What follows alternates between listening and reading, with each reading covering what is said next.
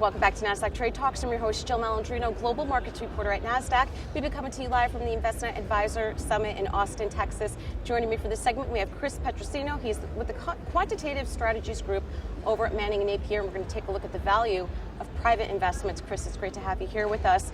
Now, private investments, are they any different than the more traditional types of investments? I think at the end of the day, at a high level, the objective of any investment is to earn a return that compensates us for the risks that we're taking in a particular asset class, be it a public market or a private market. So at the end of the day, we're trying to achieve the same objective. Just how you go about it is a bit different. And how should investors understand the risk associated with private investments?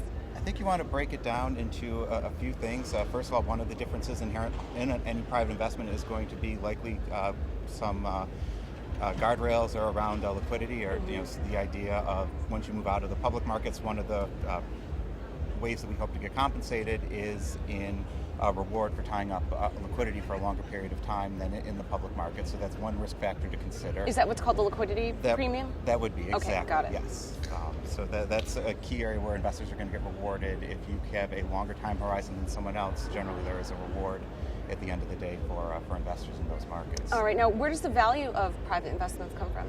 Well, so like any investment, what is important is as we go through a market cycle in an investment, what will happen is at certain points, just with any public investment, whether it's equities, high yield bonds, corporate debt, government debt, there are going to be periods where the opportunities are greater than others. And so it's not any investment is universally good nor bad. It's paying attention to where we are in the market cycle for a particular investment and understanding what the risk reward dynamics are. Yep. All right, now our travels at Trade Talks, we cover everything in capital markets, and I keep hearing about private investments that just seem, everyone's looking for alpha in a different type of way than your traditional stock and bond investments.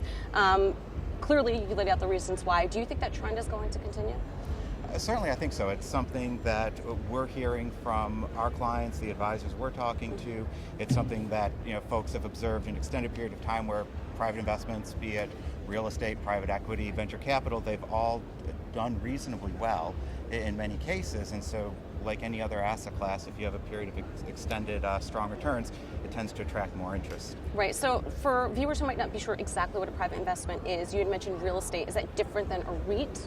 It's going to be different than a REIT in as much as a public REIT is one that we can go and trade on the public markets, the liquidity just like any individual stock.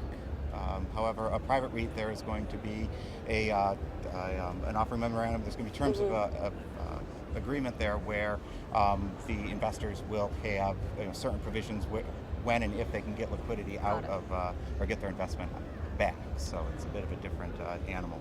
All right, Chris, thank you so much. You're welcome. And thanks for joining us throughout the day on Trade Talks. I'm Jill Malandrino, Global Markets Reporter at Nasdaq.